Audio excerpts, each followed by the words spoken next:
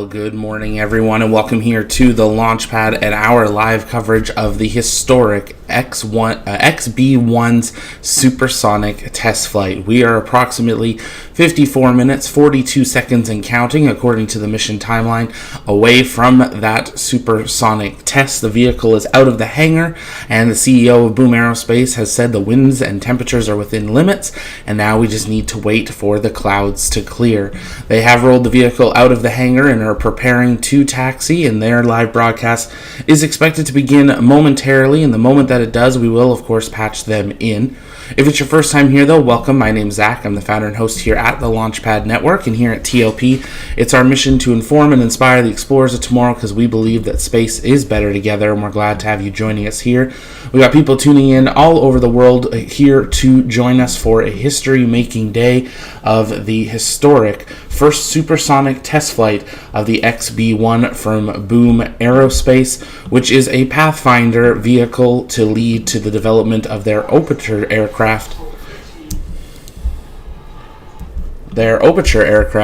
Which we hope to be able to see flying here in the very near future.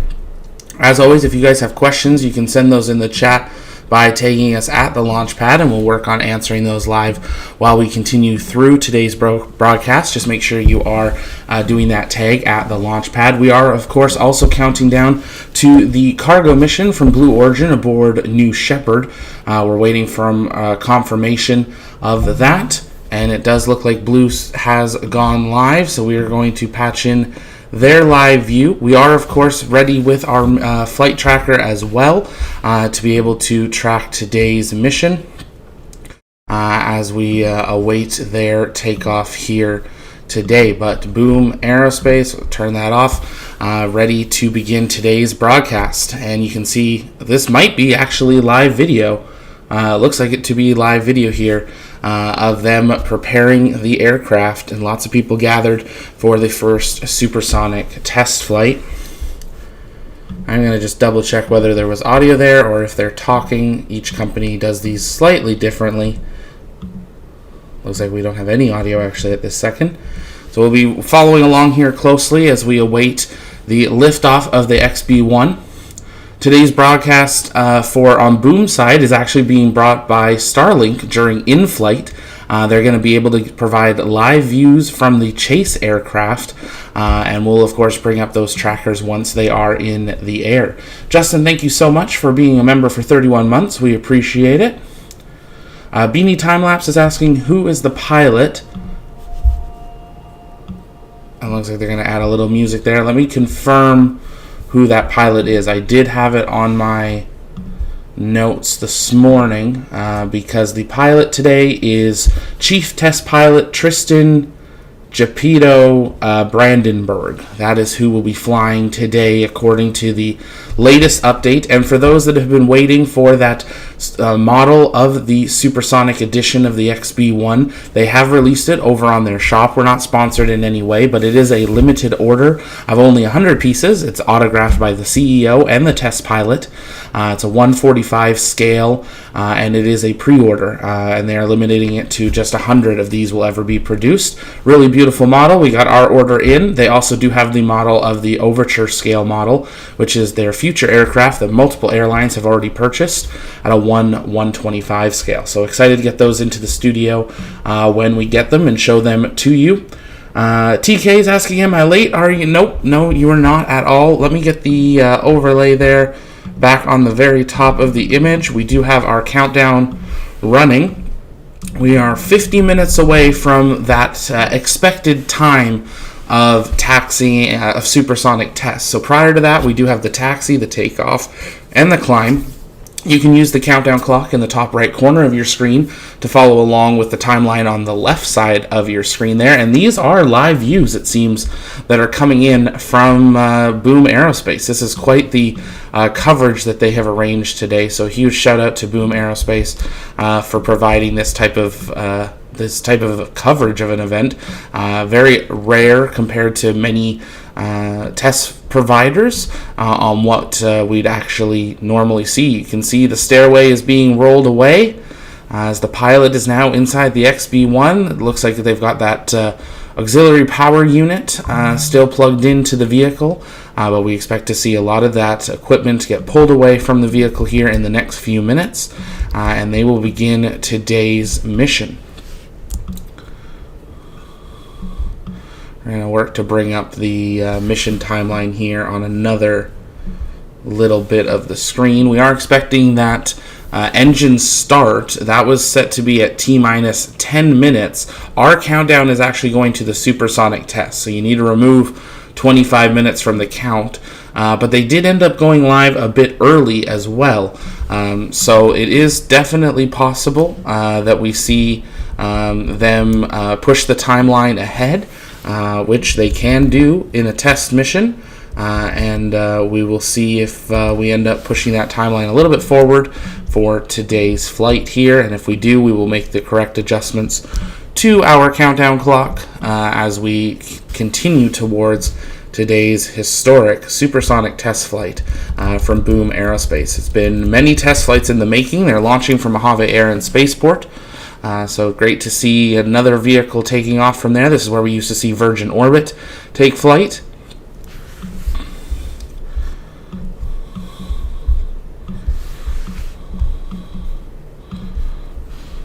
If you are a space fan, this is where I was saying we saw Virgin Orbit take flight, but it's been a little while since we've had one of them. Unfortunately, they have gone under and are no longer producing their vehicle, or they're no longer producing their rocket, and they've sold off their equipment as part of their bankruptcy. But we are excited to hopefully see that aircraft fly again with Strato Launch, which is also stationed at the Mojave Air and Spaceport. Don Porter, thank you so much for your super chat. I appreciate that. It's an exciting day, and we're excited to have you all here with us as we continue to monitor. We do have the flight radar there. We're not sure what type of data points we'll get from Boom Aerospace. As we said, this is the first time they're doing one of these. So we do have our traditional flight radar data that comes into pilots, and we will use that. But if they have better data, we'll, of course, put that on the screen for you.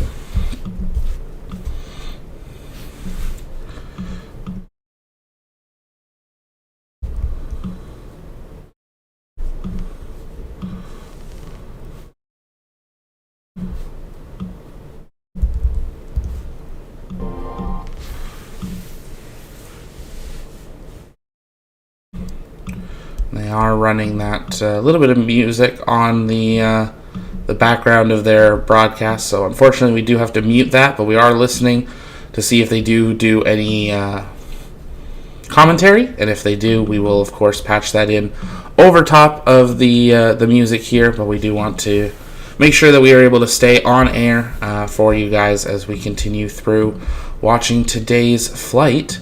What we are going to do is we're going to adjust here to a secondary layout here where we can get that full view, keep that countdown on the screen there.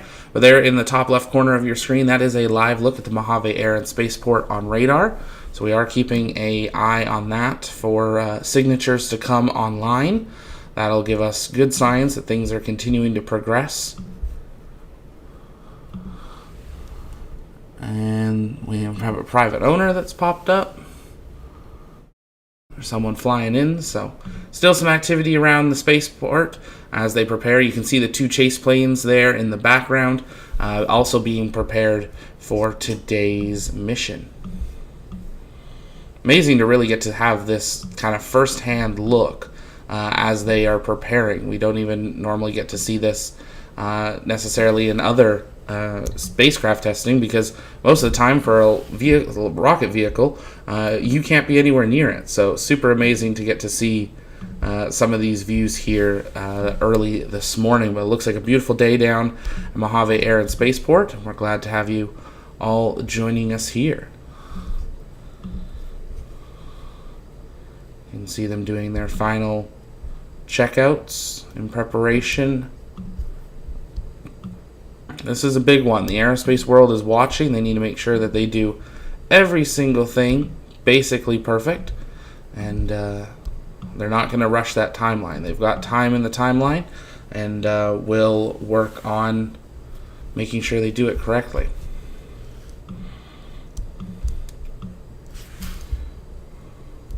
Do a slight adjustment so we aren't covering up that video. There we go. That's a little bit better. I know it's a little bit smaller, but we'll be walking you through that timeline as we continue there. We're waiting for that engine start. That's what's going to give us a really good sign on how things are progressing for today's test flight. And you can see there the cameraman was in front of behind another camera. This is that live camera that was in front. Really, these are incredible views from Boom Aerospace for the first supersonic flight of the XB-1. Derek Jarvis is asking, can you give us a brief overview of the development and purpose of the XB-1? Absolutely, we can. There's a look at the runways and the spaceport.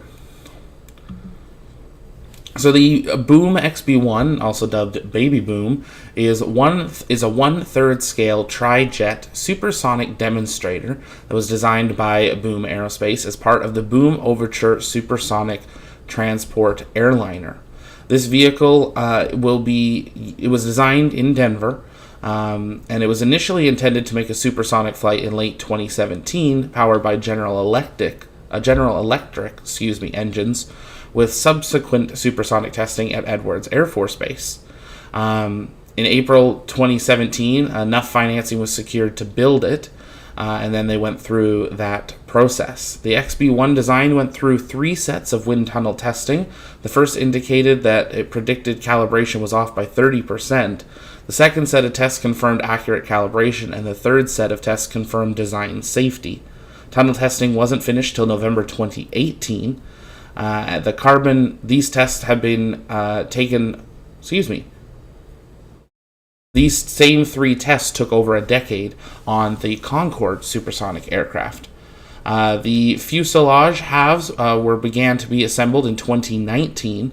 Investment raised to over $200 million to develop the XB-1, and it had a flight test at the end of 2020. At the Paris Air Show in June 2019, Blake Skoll, I hope I'm saying that right, the CEO, announced that date had been pushed to 2020, 6 months later than previously planned, after stability augmentation systems for better safety at high speeds and takeoff and landing. So another prime example. They're going to take their time. They're going to make sure that they do it correctly. In February 2020, the completion of their second simulator, was done, and they began testing on XB-1 flight controls and system integration. And then engines and landing gear were installed late August and September of 2020. In October 2020, they rolled the XB-1 out in a promotion with an announcement that the maiden flight was expected in 2021. In early 2021, it was expected that test was pushed to September 2022. In January 2022, they began conducting engine run-up testing, and that continued through more delays, and that ended up pushing that first flight to the middle of 2023. In August 2023, the aircraft received its FAA licensing, and taxi testing was performed in November, with the aircraft reaching top speeds of 94 knots. Following that, January 2024, Boom delayed the first flight to early 2024, and the XB-1 finally took off on March 22nd, 2024, flown by Chief Test Pilot Bill Shoemaker from the same spaceport that we're at here today. The FAA issued a special license for the XB-1 on April 16th of 2024 to exceed the Mach 1 in the Black Mountain Supersonic Corridor. Test flights at Mach 1.1, 1.2, and 1.3 were planned for later in 2024. In August of 2024, the XB-1 took off from Mojave, California on a second test flight completed by test pilot Tristan Brandenburg. And on November 21st, Boom announced that they had completed the 8th of 10 planned supersonic tests, and they had reached Mach 0.82. Now, we know we saw them do one more test just a couple of weeks ago, and that was what they thought. They might need one more after, but after reviewing the data and doing some repairs after a bird strike actually after landing, they have deemed the vehicle ready for flight, and that the crew and everyone is ready, and here we are today, ready for the first supersonic flight. You can see a lot of that equipment's been pulled away, and we really just have those last couple trucks and that little dolly, probably a generator there, ready to pull away from the side of the XB-1 in preparation for today's mission. So a little bit of an idea there. The XB-1 is constructed of lightweight composites, titanium, and stainless steel. Materials on the hot leading edges are able to do up to 307 degrees Fahrenheit, 153 degrees Celsius on the nose. The rear section of the fuselage containing the engines is made up of 90% titanium and 10% A286 stainless steel alloys. The airframe has a carbon fiber epoxy that has been developed, and they are actually using high temperature material suppliers that are used for the SpaceX Falcon 9. So it is really, connected supersonic test flights for us here on Earth, but it's amazing to see these same suppliers that we see develop stuff for the Falcon 9, that launches almost every other day, to this aircraft here today. The vehicle only holds one person, but design does allow, believe it or not, from that shot there with the person in it, the design does allow for a second seat. It's 68 feet long, or 21 meters, with a wingspan of 17 feet, 5.2 meters, and it stands 17 feet tall, 5.2 meters. The maximum takeoff weight is 13,500 pounds, or 6,100 kilograms. It has 3 GE CJ610-15 turbojets on board that provide 4,300 pounds of thrust, or 19 kilonewtons of thrust each. At performance, it's expected to reach Mach 2.2 and a range of 1,000 nautical miles, or about 1,900 kilometers, 1,200 miles. So, quick little overview based on some of the latest data we had from the spacecraft. Catching up on your guys' chat. I know that was a lot of words, but a quick overview of the XB-1. Idaho Potato is asking what's the point of this plane. So if this works, Boom Aerospace, I'll pull up a photo here, will advance their development of their Overture aircraft. And their Overture aircraft is a passenger aircraft, which multiple airline providers in the United States have already ordered. And this is kind of, in many ways, the second attempt at a Concorde. Completely different design in many ways, but it is something that they are going to be developing, and we hope that will come online in years to come, and that we'll be able to actually maybe one day take a flight on and take you guys along the way with us. Of course, a lot of things have to be proven to be safe first, and there's a lot of steps to that. But there we can see the lid is being closed, or the hatch being closed. The pilot now on board, secured in the XB-1.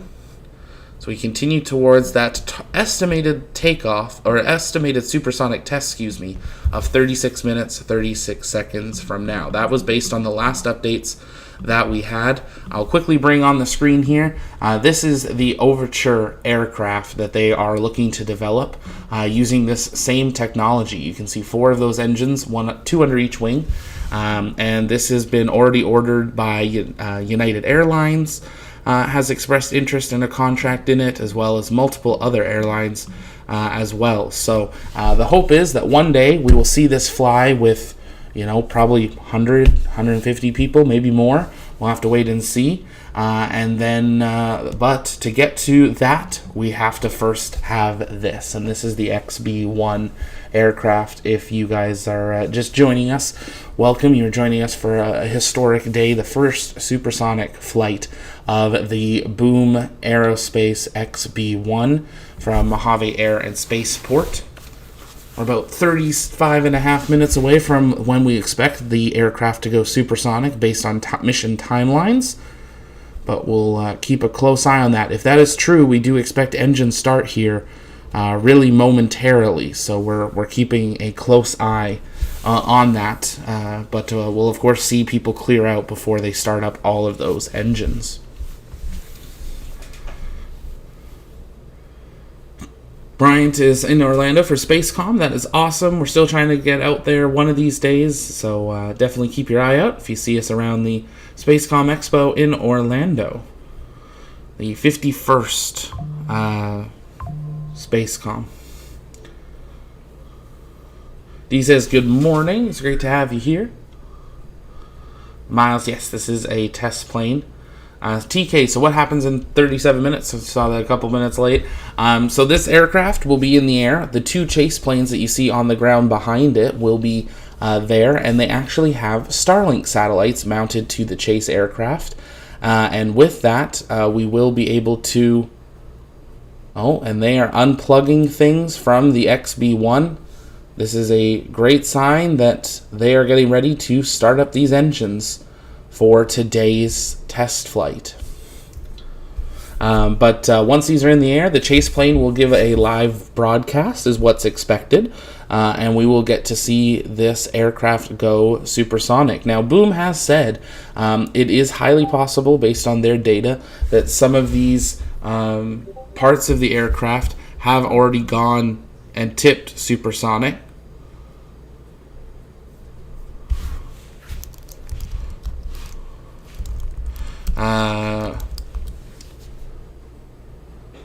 As they continue here. Sorry, we're monitoring the Blue Origin launch here.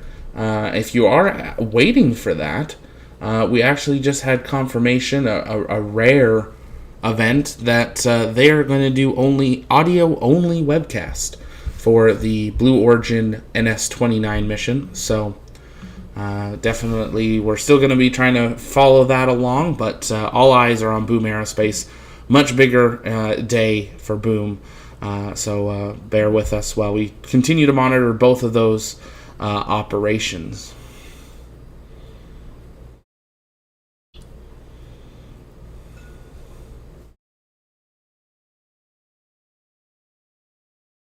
We haven't had any other updates from Blue on a new T0.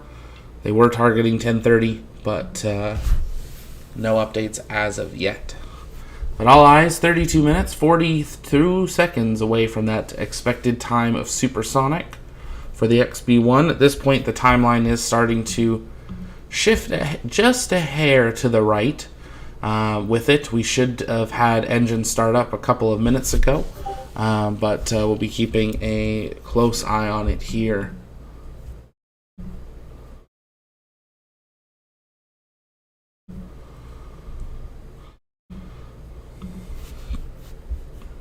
As always, if you guys have questions, you can send those in the chat by tagging us at the launch pad.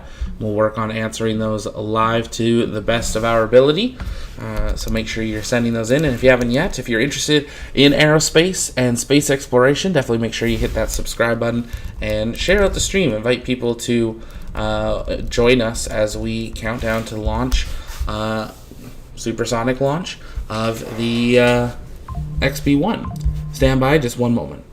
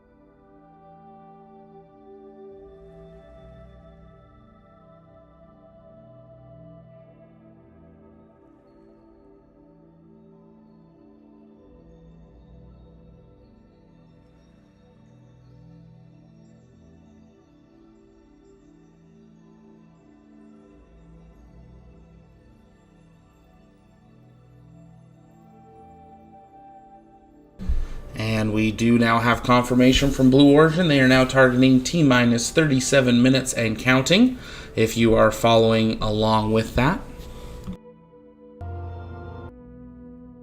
And we're continuing to monitor the audio coming in from Boom Aerospace as we await the sound here. But they do not have any sounds, it looks like, from on the ground. They are playing music over their feed here.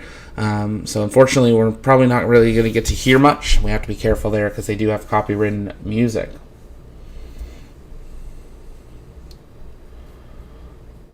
Rab Chuck, what are all the other aircraft doing parked in the background? Storage? What is the normal use of this test location? So this is airport and a spaceport. So it is an active air site. A lot of airlines did during the pandemic use it to park their extra aircraft. And I do believe there is a graveyard in that background as well. So those are retired aircraft or aircraft that aren't currently in use. So it's one of the few places in America that they do just kind of park all of these massive planes before they either get upgraded or before they ultimately get retired and scrapped. And they either sit there and degrade, or sometimes they do get taken apart or sold to other people. But definitely interesting to see. Vinsu, this scene gives me the Right Stuff vibes. It really does. It's really cool to see as they get ready here today.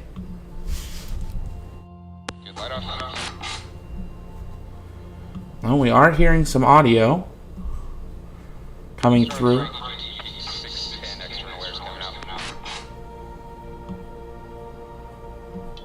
I really wish they didn't play music over this, so we're going to keep talking over it, but we are going to listen in to the audio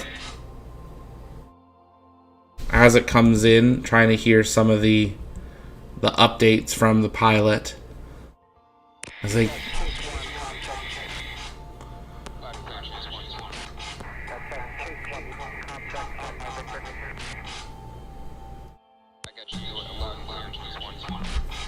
So they're going through their...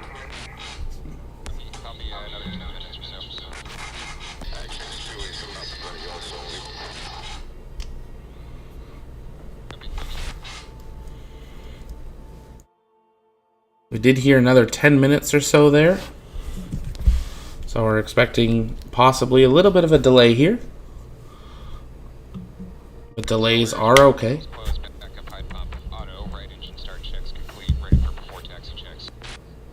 Test control, your go before taxi checklist. Copy, external power is off and coming up. Here we go, we're really getting into it. As power's coming on.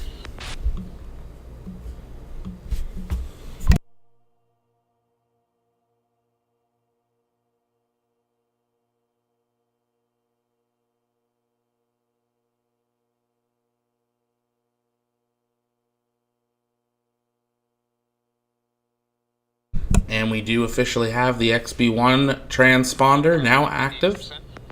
Control. Another great sign, things are continuing. The aircraft is now online. And they are removing Cabin switch pressurized. the auxiliary power unit. Canopy seal lights out. Air temp knob. Cold, holding at step 7, airflow switch. Test control, your go airflow switch on. Airflow switch coming on. Good airflow, good squeeze. Good canopy seal, cabin altitude showing 2,300 feet, cabin switch. Depressurize. Staying at 2,300 feet, cabin bleed air button. Pressed, airflow stops, altitude's coming up a little bit.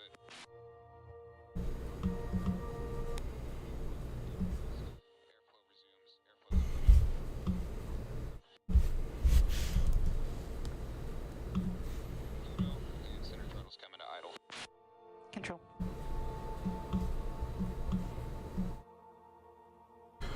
Working to try to see if we can get some of this They're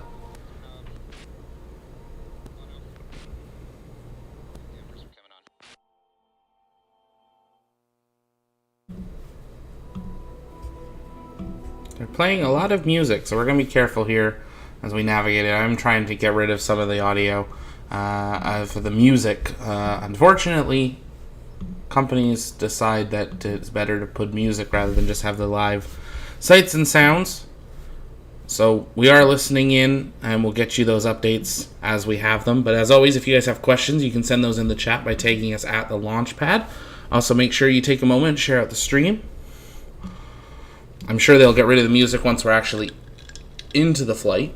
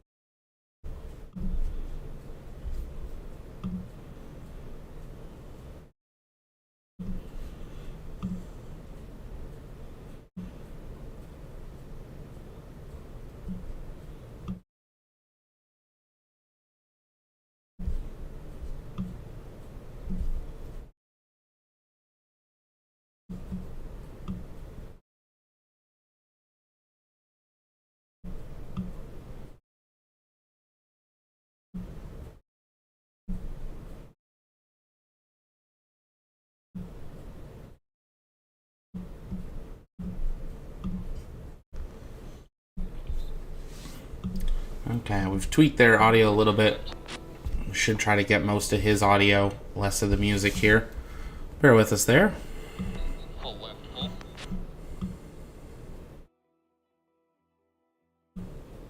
Neutral sticks coming right.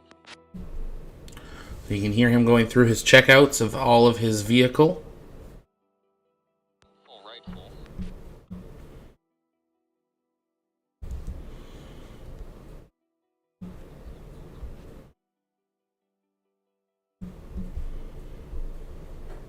Full left, full.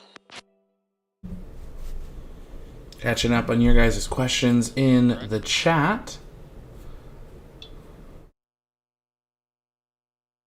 Full right, full. Linux user, will you purchase tickets for the Supersonic flights when they start commercial flights? Yeah, I think it'd be awesome to experience Supersonic flight. I've got a ticket for a stratospheric flight on a future stratospheric balloon. Forward. Limiter knob, auto, roll ratio, auto, Q fuel, auto. Pointers are correct, caution's clear. So yeah, it'd be awesome to do it if it gets to the point that we believe it's safe.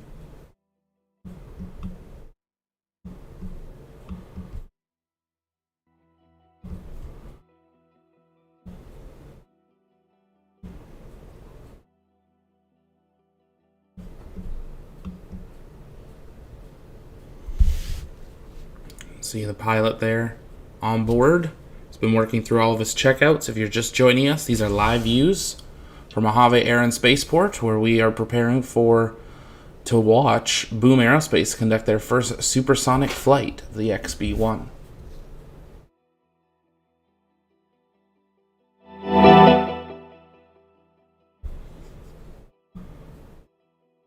Alright, trim looks good. NCS interrupt.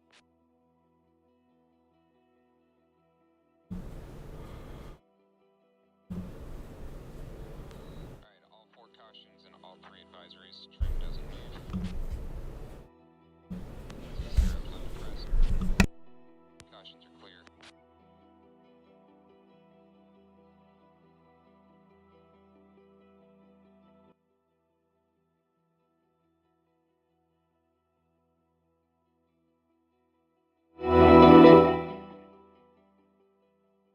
Trim set 11.9 up, 0, and .1 right with green boxes.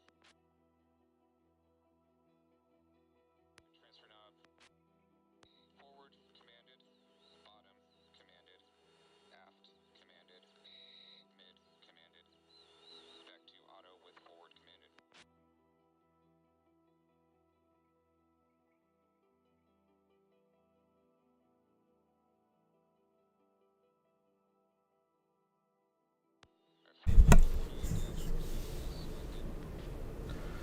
Your local war gorilla, sorry to bother you, just a question. Do you think supersonic flights will be feasible on large scale, really flop like Concorde?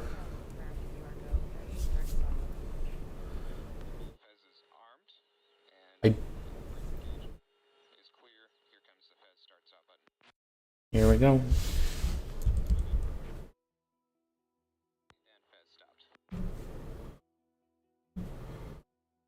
Alright, I am going to answer you guys' questions, but I want to be listening into these sights and sounds of this first supersonic flight. Yes, I do think there is a place for it. Ultimately, we need supersonic corridors. We need vehicles that aren't as loud, and they need to be far more affordable.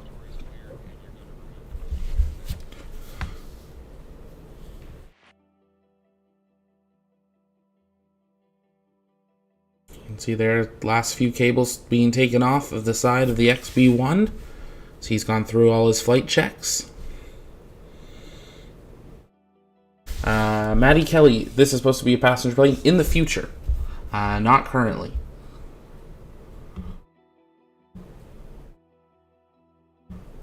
This is incredible getting to watch this. We're going to literally watch them screw in a panel, securing everything ahead of the test flight.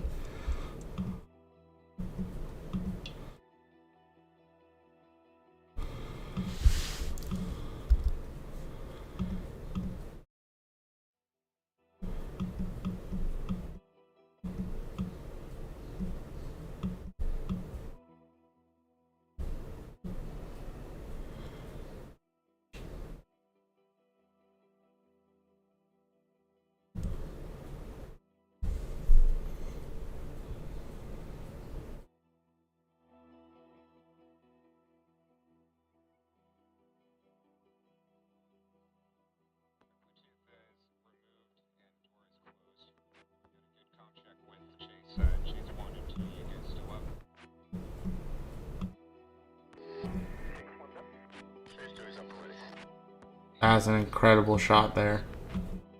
Test control your go to remove chop. Shots are coming out.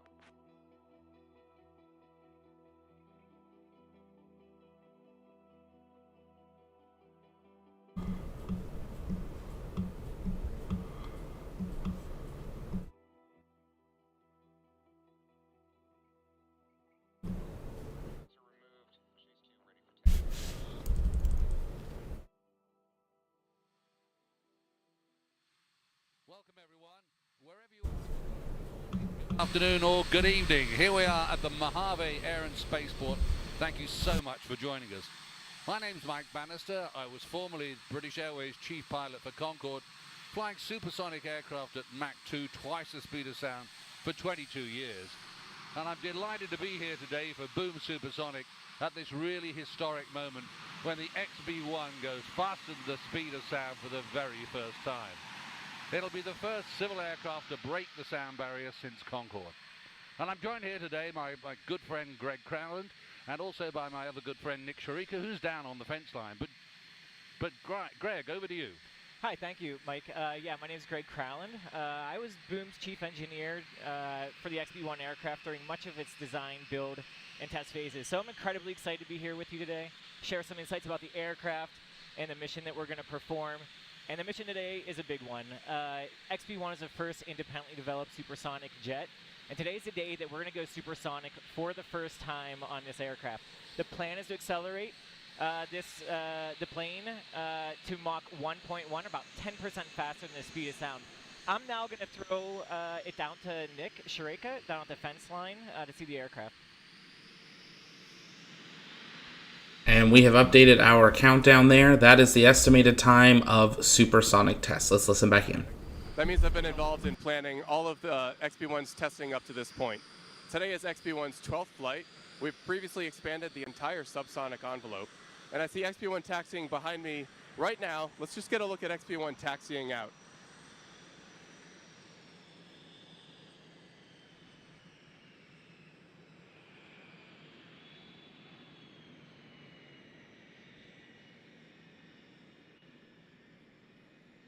And our first look at some of these live views coming via Starlink.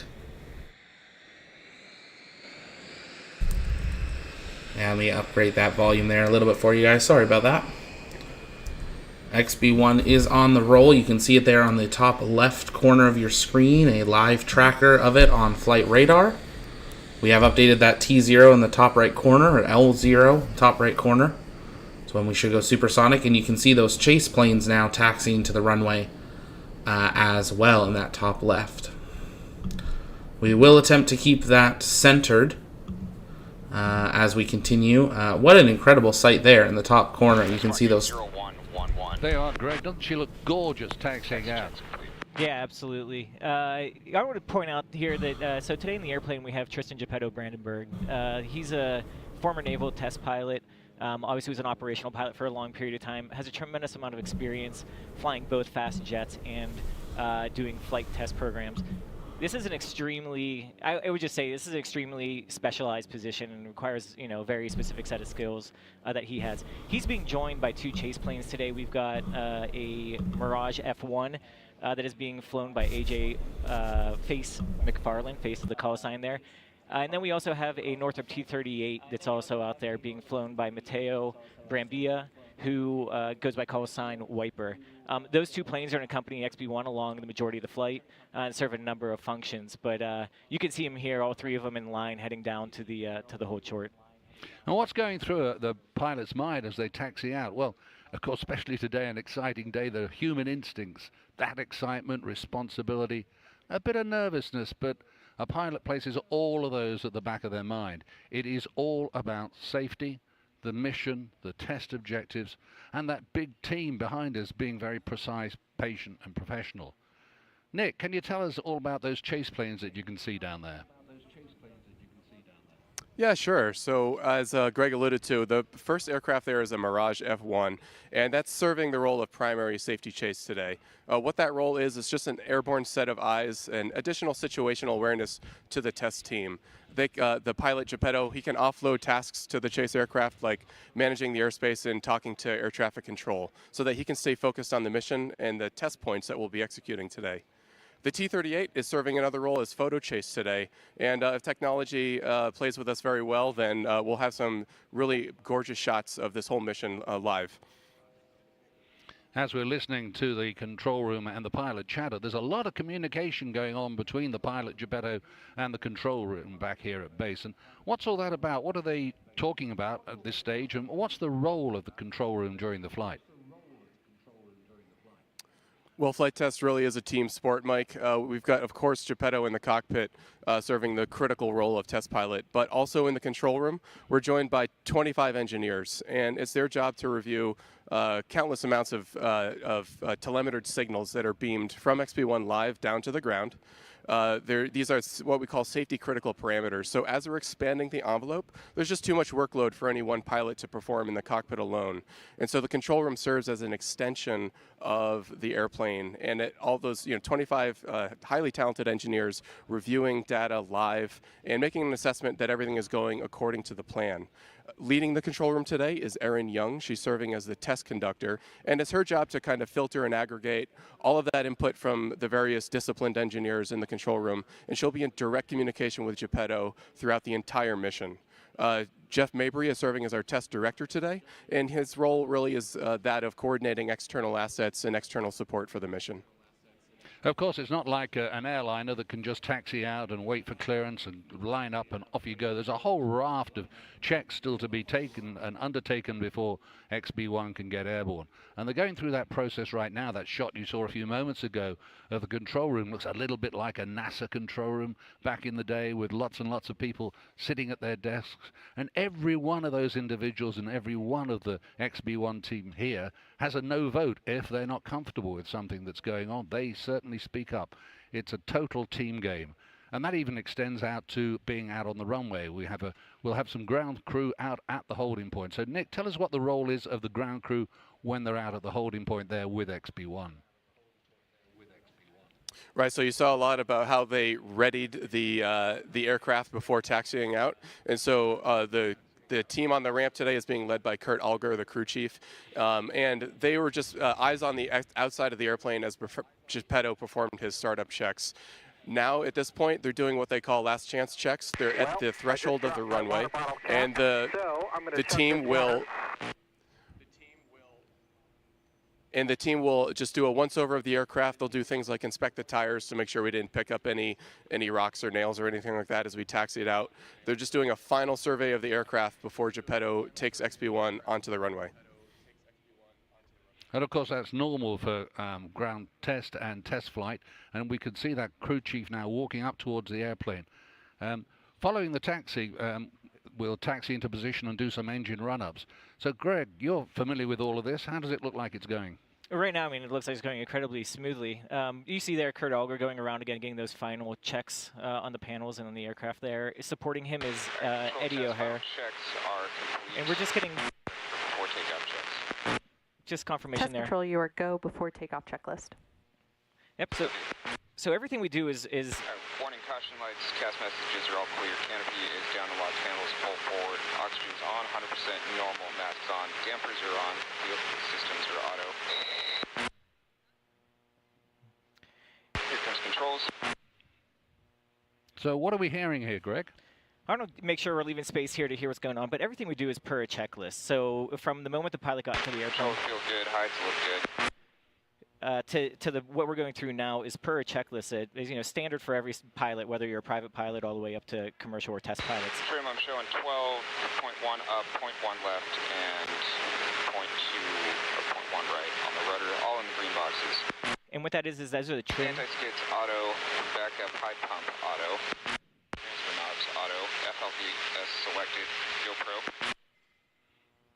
And what those are the trim settings we heard there. Everything's in the green boxes, making sure that all the control surfaces are in the correct positions for takeoff. You can see at the back end of the airplane there, the horizontal tail is deflected, slightly trailing edge up. That's about 12 degrees trailing edge up is the position for the takeoff trim setting for XB-1. So we just go through all these checks, make sure the airplane is appropriately configured for the mission that we're about to undertake here. And again, he gets the support from the ground team. They have the visual on the exterior, making sure that yes, the trailing edge up indication that we have external, it matches what the pilot is seeing internally as well. As Nick was saying, going over checking the instruments, checking the tires, etc. He was being supported by Eddie O'Hare, who was out in front. When there is someone underneath the aircraft, the pilot has to go hands up, meaning they don't want to inadvertently move throttles or the controls. That would endanger the person who's underneath the aircraft. So they keep a visual line of sight with another individual. Now, in this case, I believe it was Eddie O'Hare, who was pointing out to the pilot where Kurt was underneath the aircraft as he was inspecting, the components there. So now the next component here in the checklist is make sure that we have, again, all the pins are removed and stowed, and then we're going into the takeoff checklist. So, Nick, you want to tell us a little bit about the mission that we're expected to, and how it's expected to go today? Yeah, sure, Greg. Thanks. So today, of course, the objective is to safely break the sound barrier. This would be the first time that XB-1 accomplishes that feat. Previously, we've been to Mach 0.95, just 5% shy of the speed of sound. But we're going to do this today in a very special piece of airspace. We're going to take off, and climb to the east, and then turn around westbound and enter what's called the Bell X1 Supersonic Corridor. That's a special piece of airspace that's famously named after Chuck Yeager in the first ever supersonic flight of any aircraft back in 1947. We have special permission to perform this mission today from the Federal Aviation Administration. They've given us a special waiver to perform today's supersonic testing. This will be the first time any civil aircraft has ever gone supersonic over the continental United States. All right, throttles are coming up. And as they taxi into position, Nick, we can see the two chase aircraft accompanying XB-1. What's the role of the two chase aircraft specifically? Stable. Idle. So what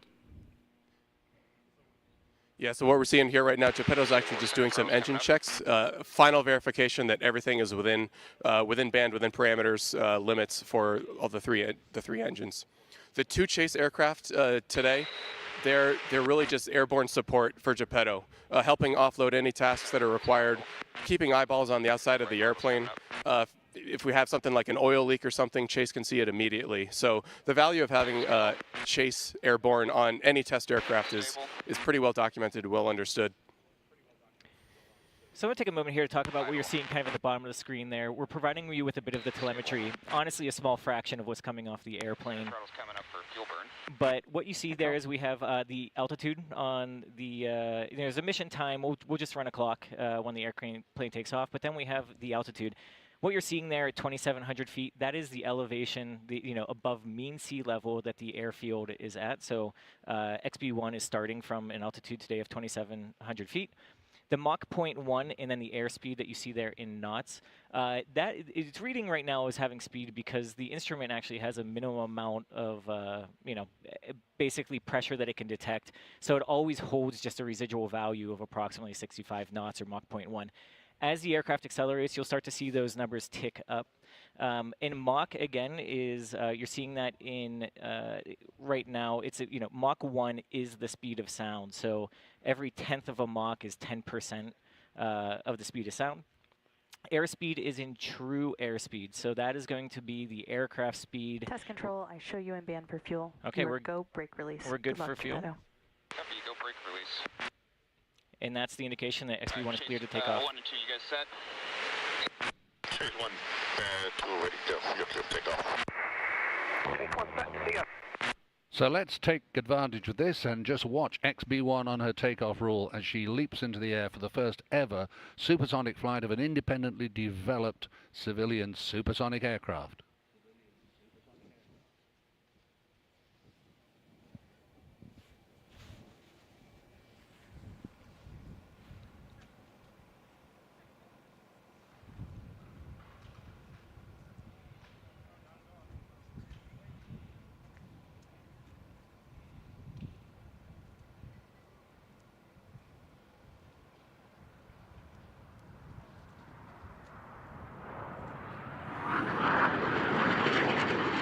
And she's airborne.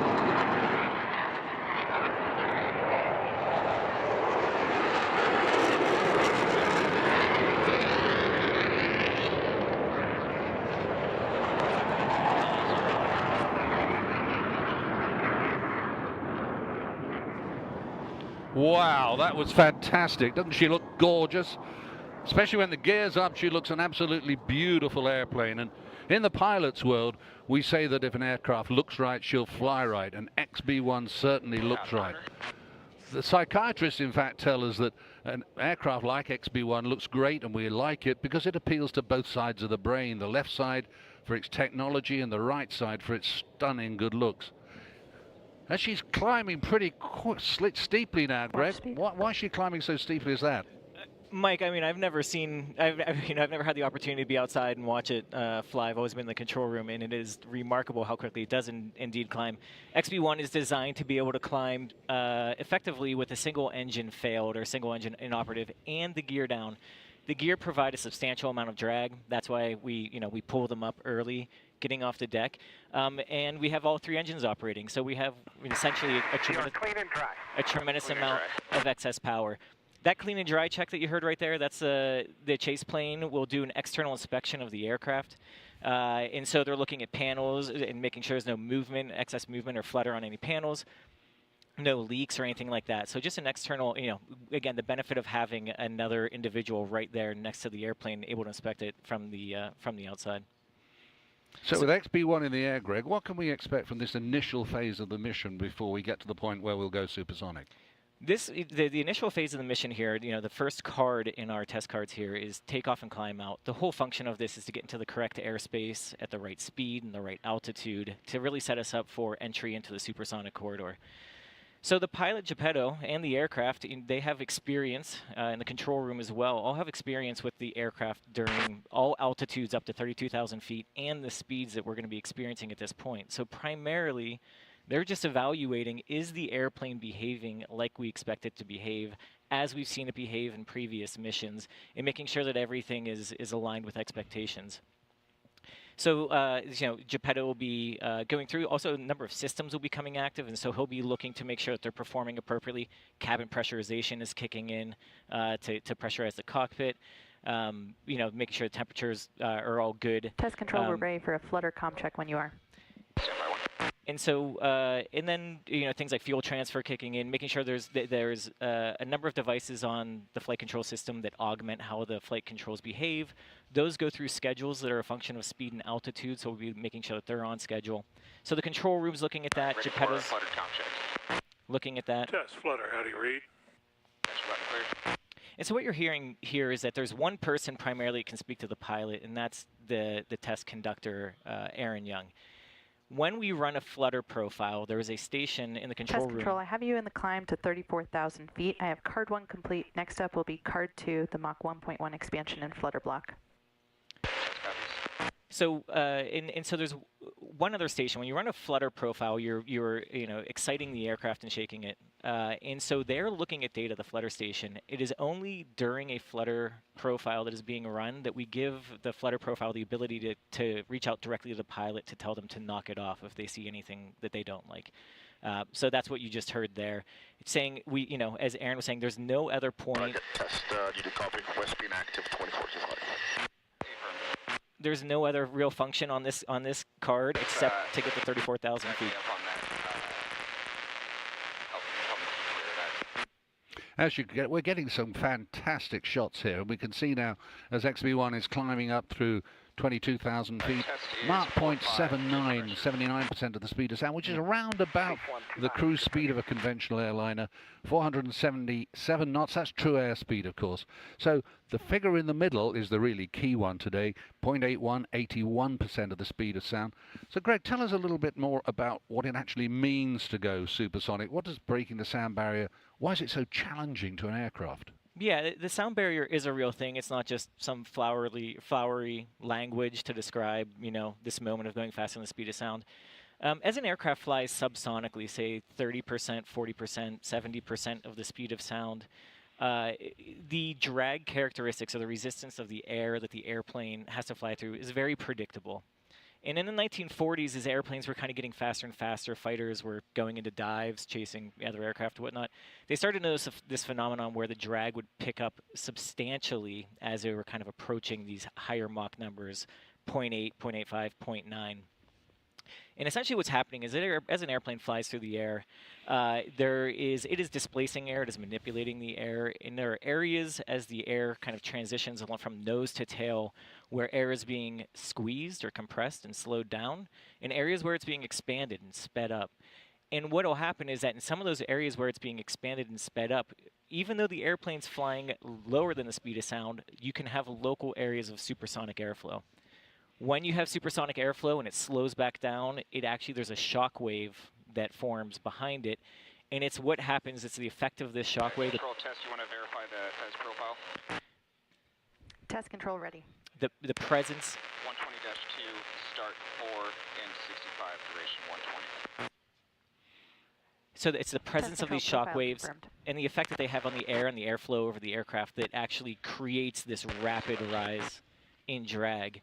And so as an aircraft is accelerating, say from Mach 0.85 to greater than the speed of sound, as you can imagine, more and more air starts to go supersonic. The shock waves are shifting on the aircraft. And even if you are going faster than the speed of sound, you can still have local areas that are slower than the speed of sound, like the compressed at higher pressure areas. And so it's not only until you get kind of well beyond the speed of sound, Mach 10% above the speed of sound is what we're targeting today, when you can get some more fully developed supersonic flow across the aircraft, things clean up, there's less shock waves across the aircraft, and as a result, the drag starts to reduce on the backside of the sound barrier. One more thing to mention here, or a couple more things to mention here actually, is that as those, as you're speeding up, those shock waves are moving across the aircraft. You can see effects, if it goes past a air pressure probe or port, you'll get disturbances in altitude and in airspeed. So do not be surprised if you see some fluctuations in airspeed and altitude as the airplane is going beyond the speed of sound. And then one more thing to mention here is that the engines do not like supersonic airflow. Fundamentally, they're just not really happy with it. And so the reason that the inlets are shaped the way they are, and the way you see this common on fighter jets and other supersonic aircraft, is they actually develop and control these shocks, these supersonic, the shocks that slow the air from supersonic to subsonic, to slow air inside the inlet, and to provide the engine with subsonic speeds, even though the aircraft is traveling supersonically. So that's one of the design features. Ways that you make an airplane go, easier break through the sound barrier. One, add more thrust, right? You can always, more power, more better. However, that's not an efficient solution. So some really clever people in the 1940s, 1950s, 1960s discovered that through clever shaping of the aircraft, you can reduce that wave drag. And so a lot of that is why XB-1 is such a long, slender aircraft with a long fuselage, very gently changing features and contours on the aircraft. And the reason for that is to minimize the disturbance on the minimize the disturbance of the airflow on the airplane and the creation of those shocks. So hopefully that provides some insight as to a lot of the considerations that go into and the effects of breaking the sound barrier. Greg, that's fantastic. Also fantastic, these amazing air-to-air shots that we're getting. I mean, it's unbelievable that we're kind of looking over Geppetto's shoulder. And I'm glad to see you back with us, Nick. How are we getting these wonderful photographs? Yeah, that's right, Mike. So actually we have Starlink equipped in our Chase T-38 today. We're using a Starlink mini antenna that we've paired with an aviation data plan. And it's just pretty incredible. It's such a diminutive little device that's been able to, we've done some testing in the T-38, and basically we're getting broadband speeds, at 0.88 Mach, 31,000 feet. It's just the capability that it's brought to the game of flight tests has been pretty incredible, actually. Very surprised by the capability. But that's what's enabling these live shots of XB-1 in the air as it prepares to go supersonic. And we can see XB-1 and the Chase in the turn now, looping around towards the area where we can go supersonic. And XB-1 is a phenomenally high-performing aircraft, and yet it kind of feels that she's not climbing up at full power, which is absolutely the case because she can outperform the Chase aircraft. So Geppetto has had to throttle back a bit just to let the Chase catch up and then to keep station on him. And they're doing that now in the turn. As you can see from the indicators on the screen, 32,000 feet, Mach 0.88, and that's faster than any subsonic aircraft goes. Above that Mach number, when we go supersonic, there will be a little yellow flag pops up to tell us that we're supersonic, but that's just a TV indicator. Greg, how do we know, absolutely know, when XB-1 is supersonic? Well, that's one of the reasons that we're going all the way to Mach 1.1 today, is to make sure that we're clearing some of those transonic effects that can wreak havoc on. We believe that was a transient with the debalance on the cast. We think everything's actually okay. So, and why we're going to 1.1, make sure we make through all these transients that can cause error with the air data sensors, both with altitude and airspeed. We also have. Hey, I think they're about to actually issue your go for Excel, so let's listen into the control room comms. Test control, your go for Excel to Mach 1.1. Go for Excel, Kestrel Gate. Kestrel Gate, go for Excel. So this is the really exciting part. Watch the Mach number in the middle of the screen. Chase 1, full gate. 3 engines and afterburner. Mach number's ticking up.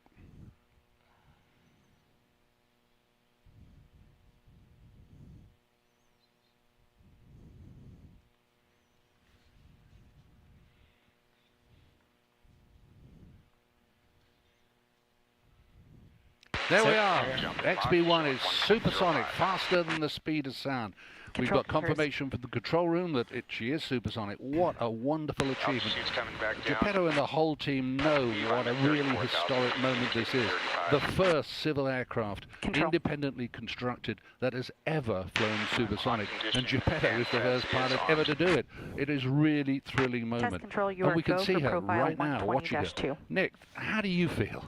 Fantastic. Mike, I've been working on this program for years. Not just me. So many people have poured years worth of effort into this moment, and to just think that this is the first civil supersonic aircraft in American history, I'm to the moon excited about how well that went. We saw the Mach number lingering there a little bit. It kind of paused at 0.97. We actually expected that. We talked about that in this morning's brief, how sometimes the air data doesn't really know what to do with that onset of the shock wave when it actually hits Mach 1. But then it came back at, we saw 0.04, I think, was the first indication.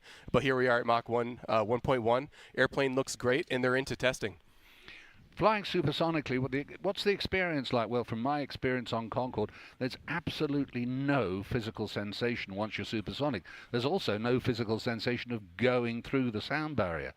When a plane's traveling at faster than the speed of sound, and today it's up around about 770 miles per hour, you really don't realize it. And yet, today, for instance, XB-1 is traveling so quickly that a distance like that between, say, San Diego and Los Angeles could be covered in just a mere 10 minutes.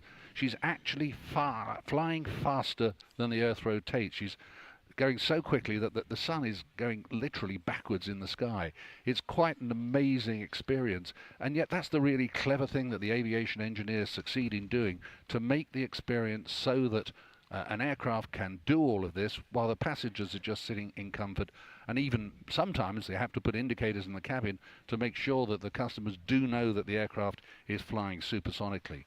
So Nick, I mean, tell us a little bit more about what's going on for this stage of the testing. Yeah, it looks like we're just kind of flying straight and level, but I can tell you there's a flurry of activity happening in the control room right now. The flutter engineers, we just activated what we call the flutter excitation system, and the loads and dynamics team within the control room are looking at the data about how the aircraft structure, when it's vibrated, how it interacts with the airflow on condition supersonic Mach 1.1. So they're actively monitoring that we call it aeroservoelasticity, is the dynamic of the aircraft structure. That's what they're focused on. As soon as that flutter test is complete, we're going to enter a phase that we call a flying qualities, handling qualities block, and that's evaluating how XB-1 is to fly. The flying qualities portion relates to the hands-off behavior of the aircraft. Geppetto will actually disturb the airplane and roll, pitch, and yaw, and then he'll get actively in the loop for the handling qualities block and test what it's like to maneuver. Yeah, I'll just say right now we've decelerated back from the speed of sound, and the reason I believe that is for airspace considerations, which we only have a limited amount of airspace to work with here, which kind of limits how much testing we can get done on any one pass. So the team will look at some data here and evaluate and see if we want to make another pass to get into those handling qualities evaluations. Of course, that's one of the issues, that is a very limited piece of airspace available to us, and the aircraft is traveling so quickly, it's quite normal for it to have an issue with going outside the airspace. And of course, Geppetto is fully aware of that, and so he's monitoring where he is and making real-time decisions about how to control the speed of the aircraft to remain within the airspace. So we're not quite sure yet whether we're going to do another acceleration, but the aircraft has gone supersonic, and she was supersonic for just under 4 minutes. Greg, I saw your face when we went through the sound barrier. You must be absolutely thrilled. I mean, I can't be more excited. Obviously, you know, the mission's not over yet. The real moment of relief and excitement happens when the airplane gets back on the ground. But as Nick said, we've been working on this for a real long time, and we've thought about this moment. This moment has been a motivator for us for years now, and you know, it's just, these are one of those kind of like once, twice, kind of in a career moments if you're lucky. If you're lucky, you get these opportunities, and just incredibly thankful that, you know, that we've had the team that we've had and been able to accomplish the things, you know, that got us to this point. And, you know, I can see now that we're still at 34,000 feet. We're in the turn. We're heading back to the east, so I anticipate we're going to accelerate again to get some more data here would be my anticipation, as we discussed in the brief this morning. So watch that control room number there. Yep.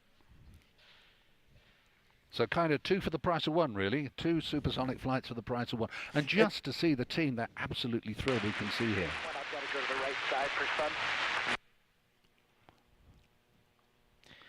And there we are, supersonic again. Knock it off, knock it off, knock it off.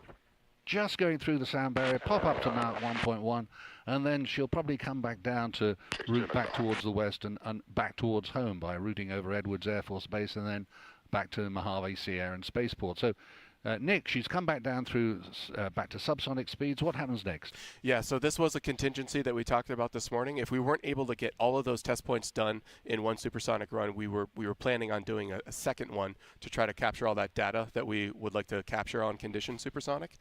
So I think that's what they just executed there to get those last test points. Well, the aircraft is still routing out towards the east, but she'll start to swing round in a moment to come back towards the Sea Air and Spaceport. And the handling characteristics at this stage, from my experience, are amazing, that the aircraft, a supersonic aircraft, can be handled so gently. You probably didn't see any movement on the aircraft when we were going through all those tests, because they are minute movements. I mean, we talk about making tests on the aircraft's handling qualities, but they really are small movements that Geppetto is making, aren't they, Greg? Yeah, and I do want to acknowledge that we did hear a knock it off call from the test conductor. That is not an uncommon call that you hear during the flight test program. We're still up at about 33,000 feet and flying around at Mach 0.9, and then the control room will evaluate whether we want to get more test points today or not. And then obviously at some point we become fuel limited. But yeah, everything is a measured kind of decision on the airplane. And also, the pilot being extremely good at what he does, knows how to handle the aircraft and, during these supersonic test evaluations and handling qualities evaluations. So, we got the right people for the job. Well, I mean, and it's absolutely amazing, historic milestone, or milestones, as we went supersonically twice, because Boom is the first independent company ever to design, build, and fly a supersonic aircraft. And this is a demonstrator to demonstrate Boom's ability to do that. It's a capability demonstrator. And we all believe that innovation in aviation is necessary to get the industry to move forward. The industry has only really gone backwards in time in the last 20 years since Concorde stopped. Historically, the human race has always wanted to go faster. I mean, the horse was domesticated over 6,000 years ago to enable people to chase up their prey or run away from things that are chasing them. That was around about 15 miles an hour. Then ships came along and they got gradually quicker and up to around 25 miles an hour. And then latterly, in the latter parts of the 19th century, trains came along maybe up to around 50 miles an hour. In the early part of the 20th, cars could go up to 70 miles an hour, and then aircraft came along a little bit later than that. Initially 100 miles an hour, then the jet took it up to 400, then jet airliners to 650, and now we have supersonic aircraft that will be the forerunner for the Overture supersonic airliner that will be going up to Mach 1.7, twice as fast as a conventional airplane. That's the vision of Boom, and that's the objective of all of this activity, and I'm absolutely thrilled to see a civil aircraft flying supersonically once more. Greg, it's incredible to see this milestone after working on it for 8 years. I know how involved you are in the program. Really, how does it feel now to see the airplane turning and starting to route back towards Mojave? Again, just fantastic. Like I said before, the mission's not over until the airplane's safely on the ground, but this is such a huge step, building the first civil supersonic jet, right here in America. This jet really does have much of the enabling technologies that are going to enable us to go ahead and build a commercial supersonic airliner that is available to the masses. This is like this test specifically, this day today, we were able to collect a bunch of high quality data, and that data goes directly into the tools that were developed for the design, for the development, and for the evaluation of the performance and handling qualities of XB-1. It's those same tools that sort of graduate over to the commercial development effort, but now we actually have data that we can use to anchor those tools, calibrate those tools just that bit more, and make sure that we're getting high quality predictions. And that's what enables us to rapidly iterate on the design and really tune the design of that commercial vehicle, making sure that we are going down a path of economically viable, environmentally viable supersonic travel in the future. And so just, this is what it's all about. This is why we did this program, was to come out here and have a day like today and get this data. So the aircraft's right out to the east now, making that turn to start heading back towards Mojave. Nick, we've got this extra second supersonic run and an extra return to base point. Are there any extra tests that can be put in during this, or are we just now recovering the aircraft and waiting until the accolades for what really is a historic achievement? Yeah, I think right now, Mike, it's all about coming home and getting return to base. We call it RTB. So that's what Geppetto's focusing on right now. I actually say it looks like we're in AB at Mach 0.96 and 34,000 feet. This is an indication to me that we are going supersonic again once more on the heading to the southwest, back into that corridor. So very much along the same line as our first supersonic run. The indication to supersonic.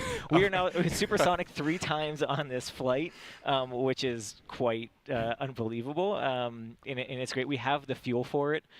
So we're out there, and again, the objective here is to get the data, and that's what the team's doing. You sure it's not just Geppetto having a great day out there? I mean, I'm sure Geppetto's having a great day out there. It's interesting because I know that Geppetto's been supersonic a lot of times in his life and in his experience with the F-18s, F-5s that he flies for Navy aggressor squadrons, etc.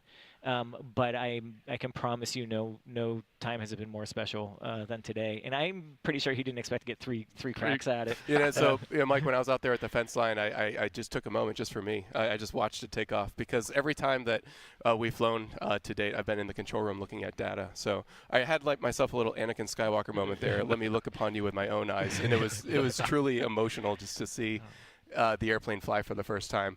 I'm to the moon that it's going well enough that they've elected to do a third run and clean up all the data points. And it looks like they're in the handling qualities evaluations now. There's a little bit of maneuvering going on.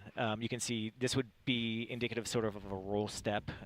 You want to evaluate in the handling qualities evaluations all three axes, so there'll be a pitch input, and really what this is to see how the aircraft, you put a disturbance in it and how does it settle out, and a lot of the predictions that go into this and the tools that we have, it's a lot about the flying dynamics of the aircraft. If some of you are wondering, like, we're in afterburner, it's like, why is the aircraft, and now you can see we're out of afterburner and start to decel here a little bit. Would you want the pacer? Sorry, I'm off condition already. And so it might be a question. Let's wrap it up and head on home. If you're in, so it sounds like we're good. That's it right there. Head home. So we're going to start to decelerate and descend.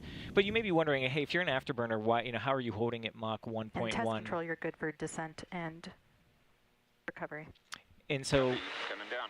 And so, how are you good, holding at Mach 1.1? An interesting thing about test control afterburners. At card 3 complete. Next up is card 4 recovery and return to base. There it is. Copy. So that's. Now we're done. Yeah. Well, we're done when we land. Science collected, science performed, data collected. We're on our way back home. But interesting about afterburners is there's a min afterburner all the way through to max afterburner. So you can throttle in afterburner as well. So Geppetto was actually in approximately min afterburner. There was a chance that maybe a little bit above, but that was something, again, with the performance predictions that we have, you're not really sure until you get there how much, where you are going to be with that thrust demand for the engines to hold condition.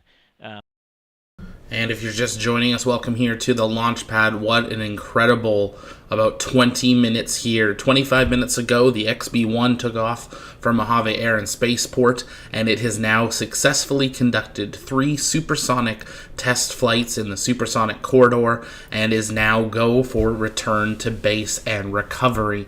It is still traveling at 0.83 knot, or at Mach.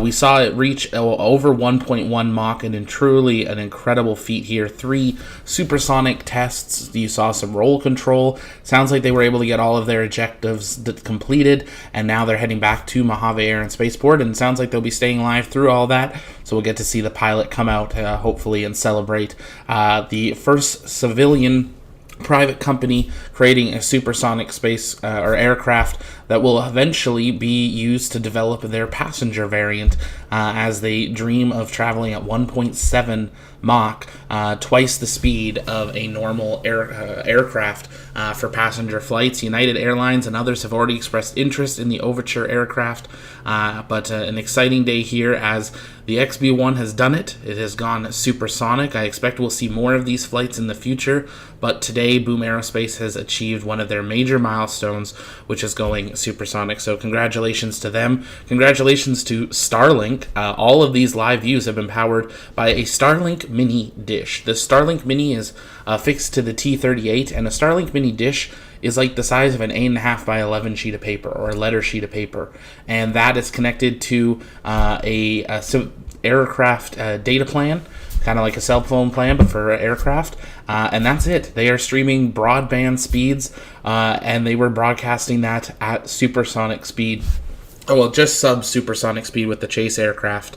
But truly incredible sights here to get to have seen this all live. And this is really just the start of what we're going to be able to see with the expansion of supersonic testing, but also with Starlink expanding the limits of connectivity, or pushing the limits of connectivity.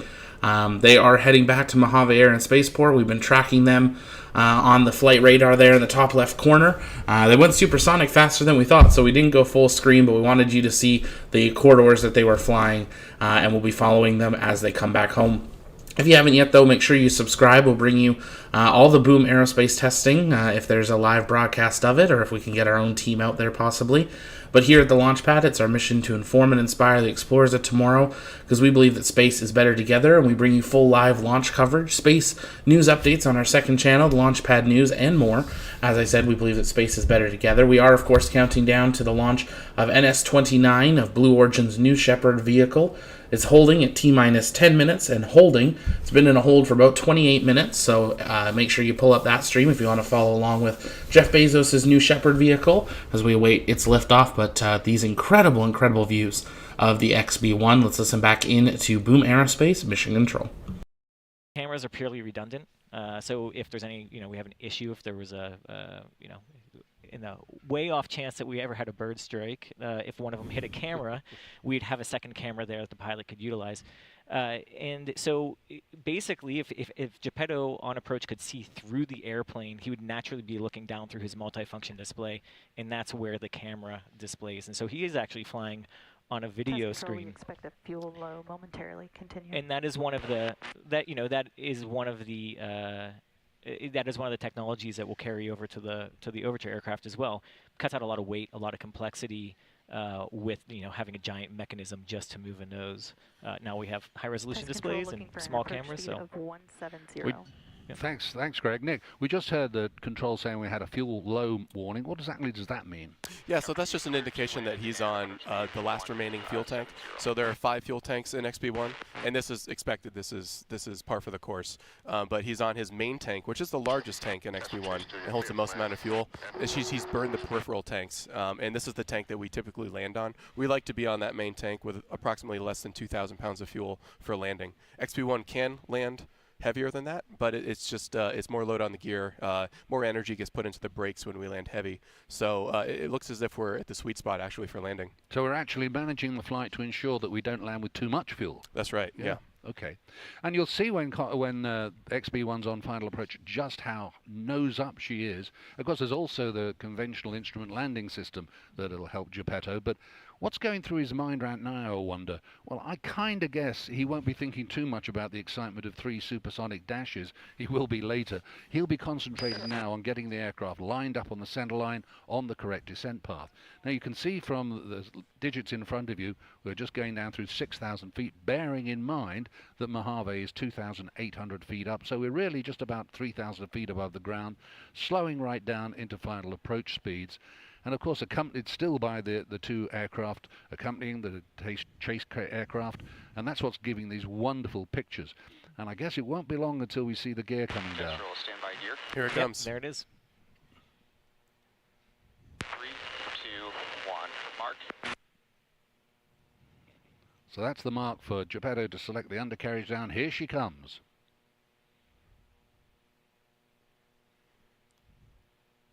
And we'll get verification from both Geppetto and the control room here. Lock, dampers on, fuel systems auto, anti-skids auto, 170. That's the landing checklist that they just completed. Yep. Looks like good gear, Mike. As a landing gear designer, my heart melts every time I see that gear come out. I think it's beautiful. And this is a really special landing gear, isn't it? It is. It's bespoke for XB-1. It was a custom gear. Yeah. It's So we're probably about a 6 mile from landing now. I would expect that LSO to take over the comms here momentarily, and that'll be exciting to listen to. So let's listen into the LSO comms. Yeah, I just want to mention we have 2 LSOs who have supported us on this mission. Zach Pleiss, call sign Sprite, again a former naval aviator, and Charles Wickware, call sign Wignut. I believe we're going to hear Charles on the comms today, would be my guess. But both of them are here today. It's a big flight, and obviously, we all want to be a part of it. So what we'll be listening for is Paddle's contact in a very nice, calm, friendly voice. And then you'll hear Paddles giving advice to Geppetto about being on glide path, on center line, or maybe even slightly above, or slightly below, or slightly left, or slightly right. And Geppetto's got enough experience flying XB-1 and the XB-1 simulator. He's got many, many hours. Hundreds of landings. Yeah. So he'll be really familiar with this. So it's just an additional piece of assistance for him to get the right approach path and the right speeds. Yeah, XB-1 is a test aircraft, and so this is a brand new system. There it is. We'll listen in. Headwind 7 knots. Strong glide slope, strong center line. 1.8. So you have glide slope centerline and test given the 1.8 fuel call. You're a little high, but looking down, you're on center line. And you can see there like a difference between the angle of attack of XB-1 versus the the Mirage next to it. A little high coming down on center line.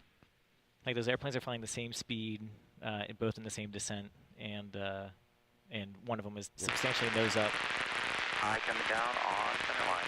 That high angle of attack, a characteristic of the Ogive Delta wing. Concorde had a high landing angle of attack. Very similar to that. Approaching glide slope, you're on center line. There's glide slope, you're on center line. On glide slope, on center line. On glide slope, on center line, 50 feet. On center line, 40. On center line, 30. 20, 10, 5, 3. And she's down right on the numbers. Absolutely beautiful. Right on the numbers, right on the center line. And I'm going to turn around and watch her roll out down the runway. What a beautiful sight, and what a really successful day. Good brakes. Awesome. Getting a little bit of a flyby from the T-38 and the Mirage F1. And so XB-1, yeah, we'll continue the rollout down the runway here. You heard the good brakes call, which always gives Nick a bit of relief, being the brakes guy at one point in time. But Geppetto will take it really easy. He'll roll it down the runway and just let the speed bleed. But we do have to clear the runway because we have two other aircraft to recover here. Both of the chase planes expect to be landing here. And of course, things aren't over yet. Although we're landed, there's still quite a bit to do, isn't there? That's right. And so we heard the call out there briefly before Geppetto was getting configured for the landing of approach speed of 170. We actually update that. Given the weight of the aircraft, there's a different speed that we land at, and so the control room will back Geppetto up on that. I mean, he greased it on. Geppetto has made it look easy every single time he's landed. This is his 11th landing. In the real XB-1, of course, hundreds of landings in the simulator to prepare for it. So Geppetto's going to roll to the end of the runway, and he's going to turn left onto taxiway Alpha and come back, and he should actually park right behind us here at this desk, maybe about 5 minutes from now or so. After that, there's a standard checklist that he'll execute to safely and properly shut down the airplane. And after that, you'll see the crew chief, Kurt, will probably, and his team will swarm the aircraft, perform a series of inspections on the airplane, make sure everything looks good. You'll also see somebody connect a data cable, an Ethernet cable, right in there to the side of the airplane. And that's the most important part right there. After the safe landing is assured, it's all about, show me the data. We just collected some really valuable data, and I can't wait to get my hands on that data. The entire control room team is going to spend several days poring over the data that we collected here during today's flight, and they're going to be checking the actual performance that was demonstrated against what our models predicted and how we expected it to fly. And it's really the confirmation of our tools that enabled us to predict the performance of a supersonic airplane, validated against actual flight test data. That's the whole point of doing flight tests right there, is to prove that your ability to design and build and predict how an aircraft is going to perform, that's actually true. And so we've got our litmus test here today, our proof data that we'll use to inform future efforts on Overture. And of course, in the airline world, after you've landed, it's important to get to the terminal as quickly as possible, get your customers disembarked. You don't want to be wasting time, but it's not quite like that today, is it, Greg? No. I mean, for a start, we've got to get down to a minimum fuel, but there are other things that need to be done. Yeah, and so we choose to get down to a minimum fuel. It makes it easier on the maintainers. It makes it easier to turn the airplane around. But yeah, again, like we said, we go through this checklist just like we do prior to flight and in the pre-flight and even in flight. There is an after-landing checklist, and as Nick said, it's just about making sure the airplane is properly configured so we can do the things that we need to do and really get this airplane turned around in short order for our next mission, which hopefully will be if we don't see anything that needs to be rectified or adjusted on the airplane, we could expect maybe a next mission in the next 10 days or so. Nick, do you have any more information on that? Yeah, so this is not planned to be XB-1's last flight. We've got another flight coming up where we'll go supersonic again, and that might happen as shortly as about a week from now or so. And we're planning something special on that flight as well, too. We've demonstrated that XB-1 can be safely operated at at supersonic speed. Our data review process will confirm that after we've checked everything. And then what we're actually planning to do is to get some really spectacular imagery of an aircraft in supersonic flight. The details will be announced on that pretty soon, but what we're looking to do is actually capture some special type of photography called Schlieren imagery, and that allows us to actually visualize the shock waves that are coming off of XB-1 while it's supersonic.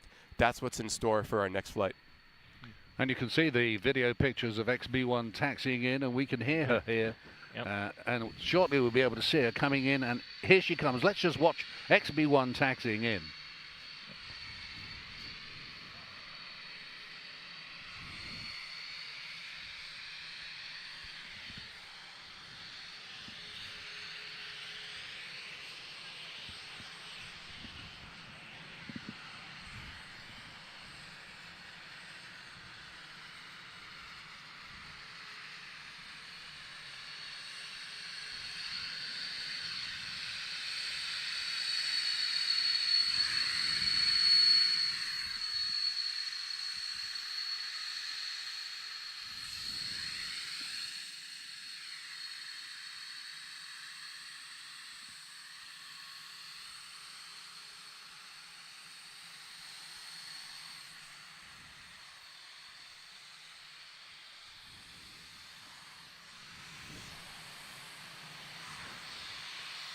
And Geppetto's parked her right on the numbers, right outside the hangar here. And as you can see, or we can see here, people are gathering the cameras, video cameras. They're all coming back from the park line where they were watching the flight. A drone flying past the aircraft to give really good views of the whole aircraft. And I think I actually caught a smile there from Geppetto at that very moment. And you can see the ground crew just getting to work, immediately securing the aircraft. Again, we want to maintain this as a healthy test asset, obviously. They'll do another inspection. So engines are off right now, mercifully. A little bit quiet out here, but they're going to do a walk around of the aircraft to make sure, see if there's anything that they need to get a start on before the next mission. And yeah, they're on their way over there. I think this actually is going to conclude my portion of the broadcast, but I do want to. I have a couple of thank yous that I want to say first. Mike, incredibly appreciative of you coming out and spending your time with us here today and participating in this event. But not only that, obviously you've been an advocate for this mission and a friend of this company for an extremely long time. And you've been super helpful in just, you've given your time to us, and I can't thank you enough for your participation. I also want to thank Blake. Obviously, without Blake giving us the opportunity, trusting in us to do this mission, none of this would be possible. And so I wouldn't be here today if it wasn't for Blake Scholl and Boom Supersonic. So incredibly thankful for, again, like I said, his trust in us and providing us this opportunity to go out and do what we did today. I want to thank a whole bunch of folks who participated in this program. We've been working on this plane for a long time, and there's members of the team who made significant contributions to the aircraft who are not able to join us today. And I really just truly want to say thank you to them, and I hope that they understand the impact that they've had and can feel a part of the success and celebration that we're going to have here. And then lastly, it's been a long time. We've had a lot of families who have had members of those families out here in Mojave supporting flight tests for the past year and a half. And I know it's been hard for those families, and I'm so thankful that they've been able to support our crew and kind of, keep things together while we've been out here chasing our dreams. And again, I'm just incredibly appreciative of them, and, they have as much credit and success in this as we do. So just want to thank all those families of our crew members here today. Well, thank you, everyone. Oh, thanks very much indeed, Greg. I know how heartfelt that is. I'm just being here for a few days this week, seeing the bonding between the teams and how really proud you are and how really proud they all are of what's been achieved today. It is a wonderful team achievement and a great pathway to Overture aircraft. Overture, the planned supersonic airliner of the future. and it's planned that she will be rolled. The super factory that's in North Carolina is already built, and we'll start moving towards launching of the aircraft in around about 18 months' time. The engine to power it is scheduled to be run for the first time this year, and we're on a real strong pathway to a supersonic airliner returning to service. It's really important to me and to so many people that we make steps forward in aviation, not steps backwards. It's been a long time since we had to say we can't do that anymore, and I can see on the horizon an opportunity for everybody to travel on supersonic aircraft on Overture again. It makes the world smaller, it brings people together, it halves flight times. New York to Paris in just under 4 hours, London to Washington 4 hours and, well, instead of 8. And they're just 2 examples. There are more than 600 supersonically viable routes around the world that airlines can profitably fly. And because of that, Boom already have orders and pre-orders for 130 aircraft from airlines like United Airlines, American Airlines, and Japan. And that super factory's already completed in North Carolina. So the future of supersonic travel is looking incredibly promising. We really will connect cultures, countries, and people across the world together, making long-haul transoceanic travel faster, more accessible. It's not just about speed, it's about making the world more connected. So I'm on my own here because the other 2 guys have left. They're out on the ramp. Let's have a look behind us and see whether Geppetto is coming down the steps. And yes, he is. So let's watch him deplane and then hand over to Nick out on the ramp.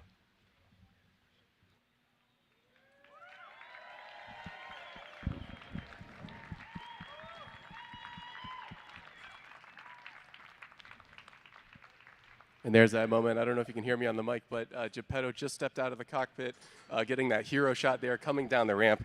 And our CEO, Blake Scholl, is about to meet Geppetto and shake hands after a successful mission.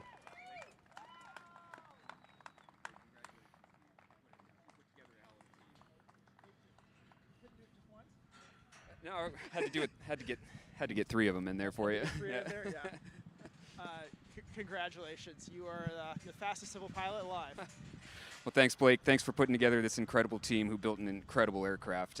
She was real happy, supersonic, and that's the best. That's the best she's ever flown, was supersonic. That's awesome. Well, congratulations and well done. Thank you. Thank you.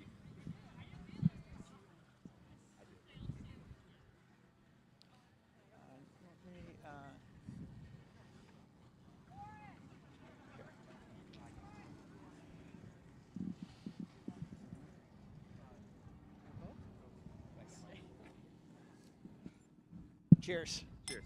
To many booms to come.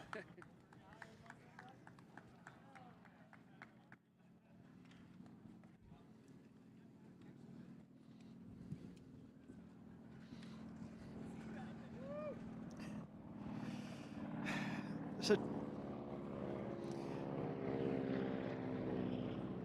a little bit slower over there. Today's a day that I've been looking forward to for more than a decade, and it makes me so proud of this team, so proud of this country. America is the only place where a relatively small band of people can decide to do something and just go do it. And today we did. This afternoon we get to celebrate. Tomorrow we're back to work because it's time to go big. It's time to take this little airplane made out of airliner technology and scale it up. It's time to bring supersonic flight back. It's time to bring it back for all of us. It's time to bring it back in a mainstream way. And we're not going to stop. We're not going to stop until everyone can benefit from this. From the president to every family, until we make the world a smaller place, to bring humanity closer together. Let's make America boom again. Thank you very much.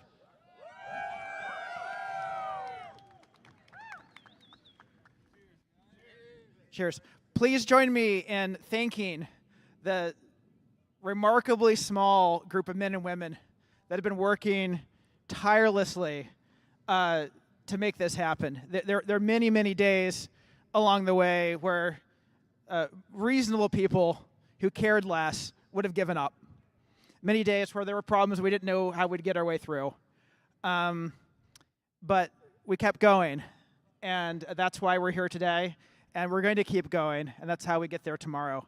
And I would like to give just a special thanks to Geppetto.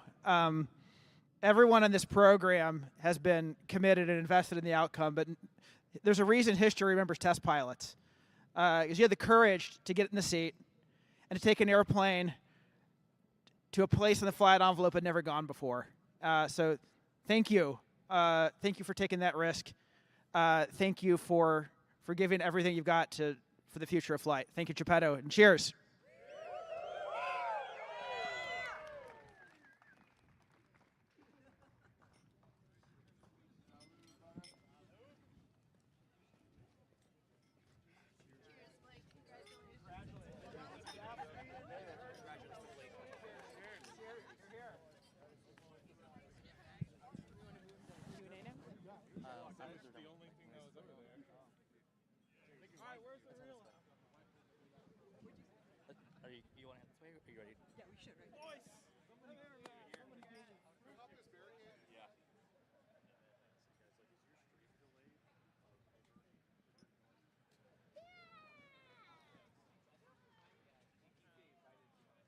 And if you're just joining us, you're seeing the pilot there being greeted by many who worked on the XB-1 and their support teams, as Boom Aerospace has conducted 3 successful supersonic flights here today. 3 chunks of their flight where they went supersonic. We just heard there from the CEO.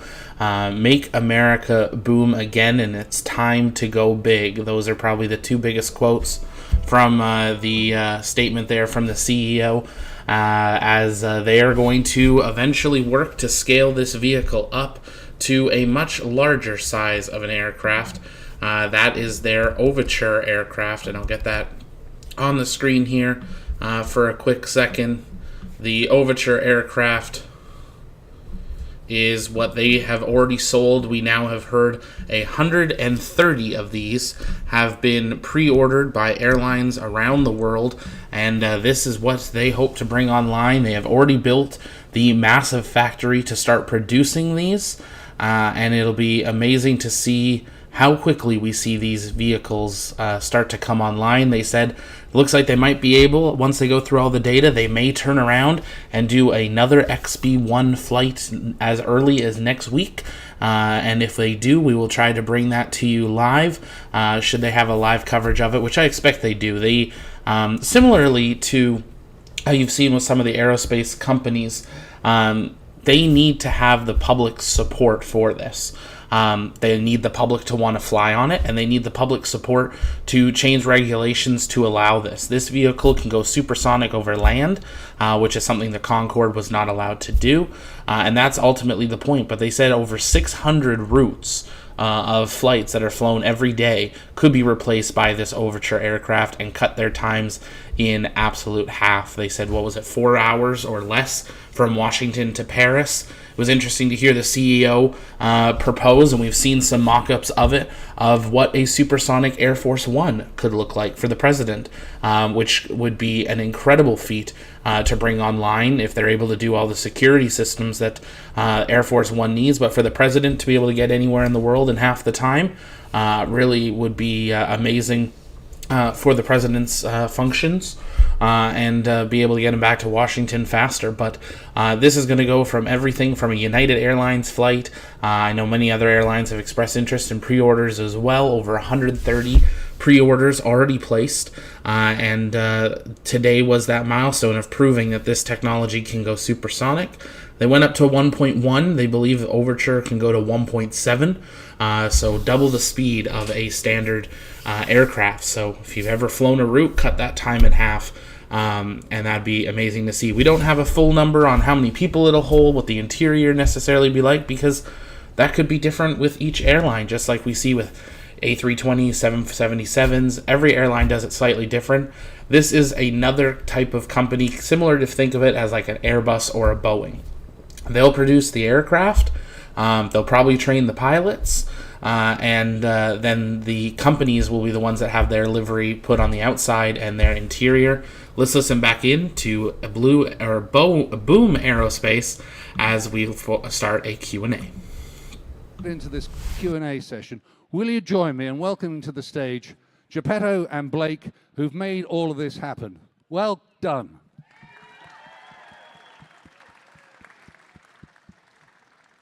Fantastic, guys. Up here with me, Blake Scholl, the founder and CEO of Boom Supersonic, and Geppetto, who flew the aircraft today. So the dead simple question to start up with, Geppetto, is how do you feel? Well, I'm not sure my brain's fully caught up with me yet. I think it might still be flying supersonic. A little bit shaky, just excited to be here and grateful to be a part of this team. And you enjoyed it so much you had 3 goes. Yeah, that was a contingency that we had briefed. If we didn't get everything we needed on one supersonic run, then we briefed that we'd be able to turn around and do it again. So I don't think anyone in the control room was surprised. It wasn't exactly the plan, but we had it was a backup plan. And Blake, this has been your brainchild. It's been your baby for the last 10 or more years. How does it feel to see this coming to fruition right now, right here? It's a little surreal, if I'm being honest. I think it's still sinking in. There were so many days on the road to today where it wasn't obvious that we would get here, and here we are. And I just feel really proud, feel really grateful, and I feel really determined that we're going to keep doing this until supersonic flight's way less exciting because it's just the normal way we fly. Geppetto, back to you. When I was in amongst the crowd just now, one of the people out there asked me, how does it feel to fly supersonic? So how does it feel to fly supersonically 3 times in one go? Well, it's always exciting. There's something special about going faster than the speed of sound. I'm sure you remember your first time going supersonic, right? It was probably in an airplane that had done it before. Yeah, so so was mine. But I remember that feeling like as I was getting ready to push the throttles up for the first time in an F-18 Super Hornet, and like it felt like I was climbing up a roller coaster. Like I know I'm going to be okay. Like my brain knows I'm going to be okay, but am I really going to be okay? Is everything really going to be okay? So push the throttles up, and then you see the Mach number finally tick over to Mach 1, and you're like, well, is that it? Is that really all there is to it? Today was a little bit different than that. This was the first time that the airplane had never done it before, and certainly our models and our data had indicated that it was going to be safe, it was going to be predictable, and it was going to be easy. But you don't really know until you push the throttles up and you go for it. Today I was pleasantly surprised that it was actually safe and easy and predictable. I'm sorry, I was not surprised that it was safe. There was no doubt in my mind that was going to be the case, but it was smooth, it was predictable, and it felt great. If I remember what you said yesterday, you said you were more nervous about the press conference than the flight. 100%, yes. Quite rightly. I was very jealous thinking of you flying the aircraft because it was absolutely fantastic. But to put it in context, we talk about the first supersonic flight of XB-1, but Geppetto is the first pilot ever to fly an independently developed civilian aircraft supersonically. This just has never happened before. Well, thank you, Mike. If I could just point out that this isn't my milestone. This is the team's milestone. Like everyone at the company, Blake having the courage to actually like make this happen, to put yourself out there and start a company with this seemingly impossible goal. But everyone from Jordan Rosas, who kept us fed and happy, and like Steve Graziano, who installed all the rivets. And especially like even Doc Shoemaker, who built this incredible culture of safety and flight test. This is everyone's milestone. I was just lucky to be the one to push the throttles up. I've been lucky enough to be close to Boom for some time now. One thing that strikes me, Blake, is your ability to gather around you all the right people, the key real experts in every field. I mean, tell us something about that, how you do it, and how you got this sensational team working for you and with you. So if I think back to the earliest days of starting the company, I would tell people that I wanted to build a supersonic jet, and I could always tell the first question was, and people didn't always say it out loud, but the first question was always, are you crazy? And if I could convince people that the answer was just maybe no, then the next question was, how do I get involved and help? And I think the mission is what really makes this possible. The world needs supersonic flight. Passengers deserve it. Airlines need an alternative that's better. America needs to build the next generation of airplanes. And the significance of the mission is what causes great people to come and be part of this. Whether it's the Geppetto and Doc, who flew the airplane for the first time, to the engineers that designed it, the technicians that put it together, the investors that did what their peers said was crazy and backed us, to the airlines like United, who put a deposit down before we'd even flown XB-1, and American and Japan Airlines, who was the first airline to back us. And why? It's because everybody wants supersonic flight. And it's not easy, but it is possible. And if we gather just the very best people in the world, we can do it. And of course, there have been so many naysayers who say it can't be done. But you guys have proved, and your team have proved today, that it can be done. So, Geppetto, when you're flying the airplane, how much goes through your mind about how this really is a step forward to the future, to the next big step forward with Overture? Is this part of your consideration? While I'm flying the airplane, certainly not. This is flight test. You know, there's too much going on. I'm just very focused on what the airplane is telling me. Working with the control room, like, am I doing what I'm supposed to be doing? Managing the fuel, managing the airspace, and just making sure that we have a successful event. None of that's going through my head during while we're flying. But after you've flown, I guess you think about it. We were talking earlier on the broadcast about this is not the last flight of XB-1. What are the plans for the next flight, Geppetto? Well, we're planning on flying it one more time, and the next flight obviously will be supersonic. And we're working with NASA on something that I'm pretty excited about, which should hopefully produce some pretty exciting imagery. And Blake, the next steps for Boom Supersonic. Tell us a little bit more about Overture in the detail and Symphony, the engine. Yeah, well, it's what we have that's so special in XB-1 is a supersonic jet made out of airliner technology. And I think one of the things that surprises people the most is we really didn't invent anything. This is really 20-year-old 787 level technology deployed in service of a different goal. And we started out with kind of a sketch of Overture. We didn't even know it was called Overture yet. And the one thing we knew for certain is we didn't have it quite right, and we didn't know everything we needed to know to pull it off. So we shrank down to 1/3 scale, and we said, let's go build design, build, fly, and learn, and then take all those learnings and turn our attention back to the big airplane that we all get to fly on, and that's what Overture is. And so after next week's final flight of XB-1, our attention goes back on that Overture airplane, and so we will be advancing that. You know, where we are today, it's just about time to quote unquote break the engineer's pencils, meaning we have a design that accomplishes what we need to accomplish, and it's ready, we're going to go take it into production. So the next things we get to look forward to, the Symphony engine, and that's our engine that powers Overture. It is the first purpose-built engine for civilian supersonic flight. Concorde, of course, had a military engine that was sort of adapted. This is brand new engine, not a brand new kind of engine, but a brand new engine. The first prototype of that will run later this year, and we're about 18 months away from starting to physically build the first Overture. And our goal is to roll it off the line in about 3 years and put it in the skies in about 4. Fantastic.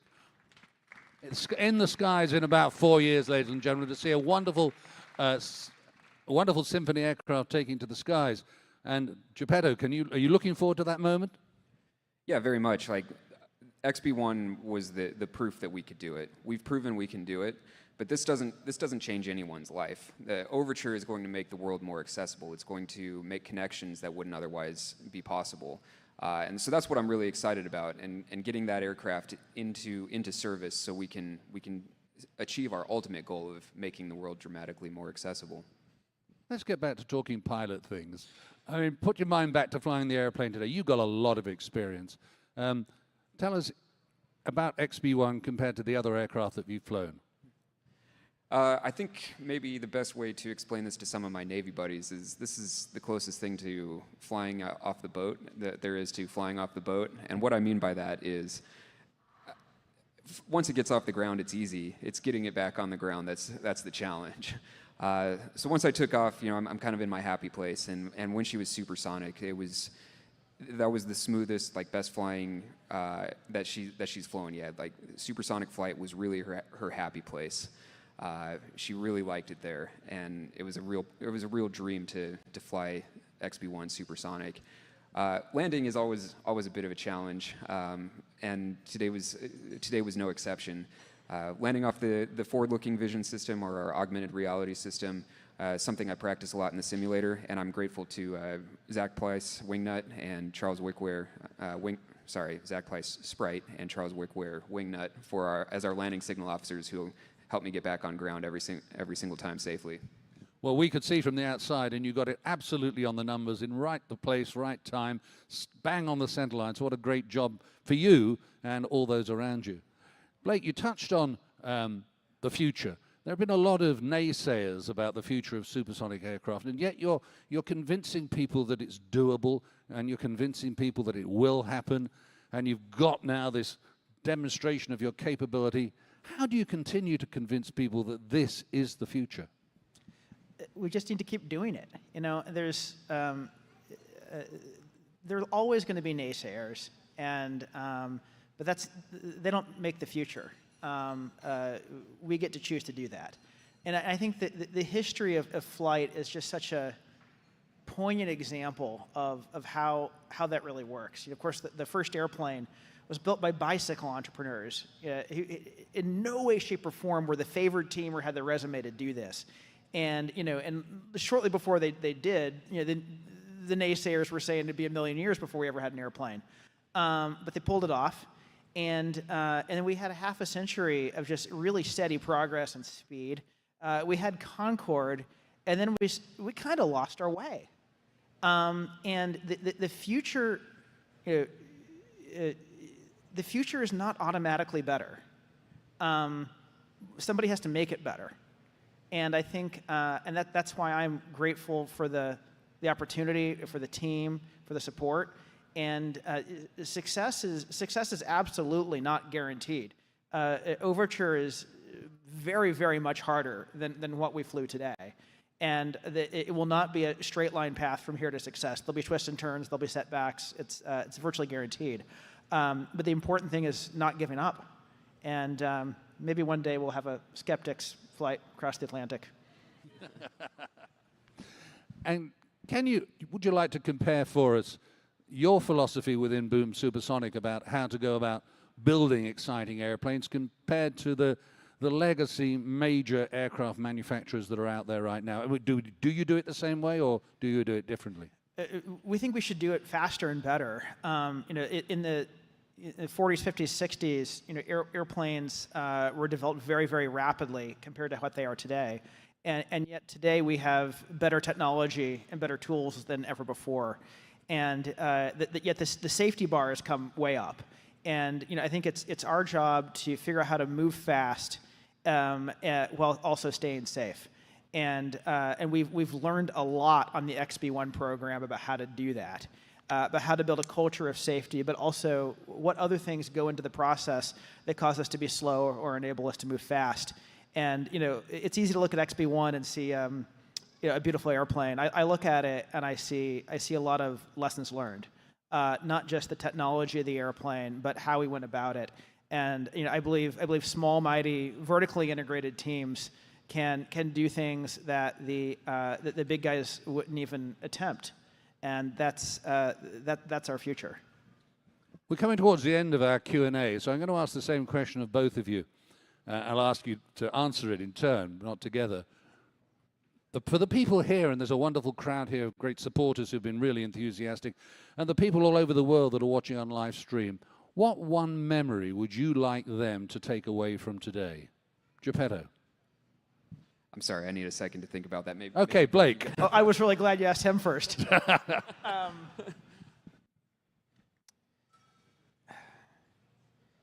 I don't know if it's about today exactly for me. Is it's been 10 years to get here, and if I could, if there's any one thing I could just share with the world, it would be to work on the biggest, most important things you can always work on, and whatever you do, don't give up. And if you do that, then you get to have days like today. Thanks. Geppetto?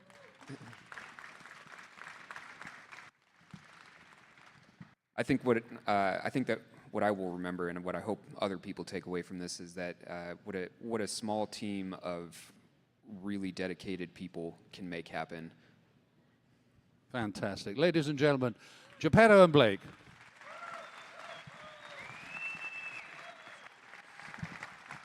Thank you, Mike. Thank you very much indeed for joining us, those who are here, and for those that have joined us on live stream to witness the first American civil supersonic jet break the sound barrier and the first civilian independently produced jet ever to go faster than the speed of sound. Ladies and gentlemen, Boom Supersonic and the XB-1.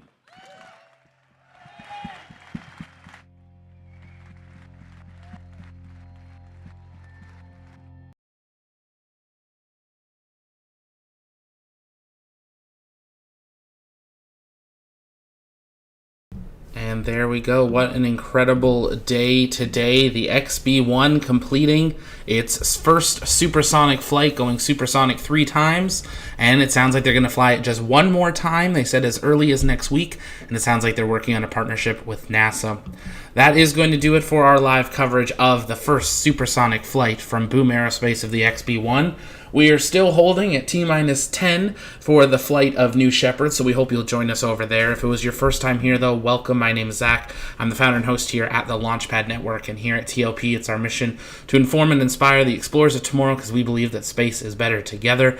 And thank you so much for joining us. I know we got many new people that were here for a plane. Aerospace is planes and spacecrafts, and we will bring that all to you. Let's all go take looks at New Shepard out on the pad as we await the weather to clear and New Shepard to launch above the Kármán line. But for now, from our TLP Space Coast studio, my name's Zach, and we will see you next time.